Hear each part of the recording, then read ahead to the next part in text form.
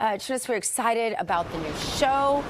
Tell us a little bit more about it before we get started. Well, you know, Gina, this is a story where you have the people that are actually on the front line of the event, handling the cases that are now here as the American Rights Alliance, serving the interest of those that have been targeted in a weaponized justice system. Yeah. The amount of time that's spent, you know, behind the scenes working these cases and what we're actually doing to serve the interest of those people that are being bludgeoned by the lawfare is a very unusual scenario. To have those people actually have time to get on the media and spend the time actually out here portraying what's happening internally with these cases. I didn't realize that you were targeted. I was targeted in Operation Quiet Skies, wasn't able to fly for 3 years, was put on a terrorist watch list. There were a lot of Americans, though, who don't have a television show to talk about what happened to them, that maybe even just innocently took a trip to Washington, D.C.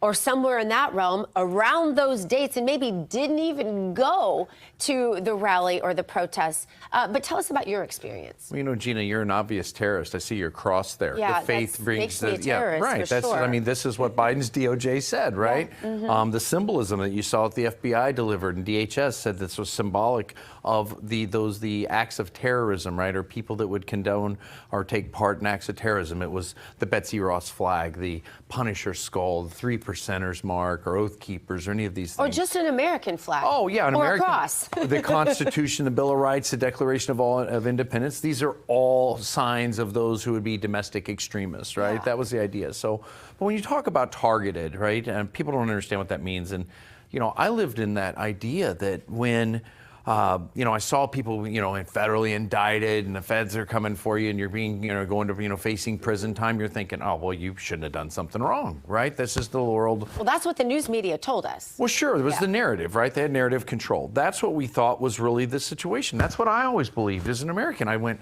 oh, that guy's in a lot of trouble. He did something wrong.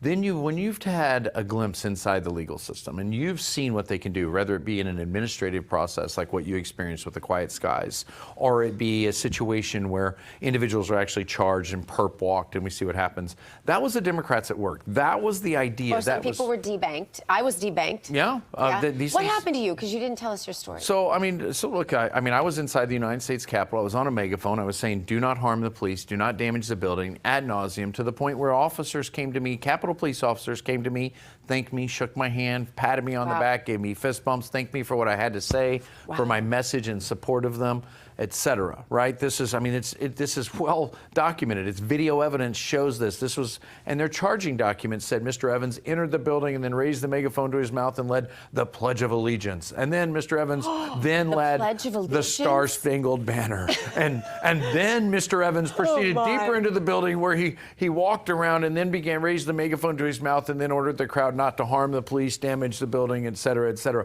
As if I was in a leadership. You didn't pray, did you? Well, you know, if I would have been caught praying, that probably would have sealed my fate. Right? Yeah, I mean, then, you know, heaven forbid one pray. I mean, you're only allowed to take a knee for some nonsensical ideology like a Nancy Pelosi and the Democrats did on this big display, right? This is what we want to do. Yeah. You're not allowed to have these thoughts as an American that are consistent with our faith, that are consistent with our Western culture, that are consistent with our open market free trade society. These things are out the window under the Democrat control. They ushered in socialism. They ushered in communism. They ushered in lawfare. They bludgeoned the American people. They destroyed entire families.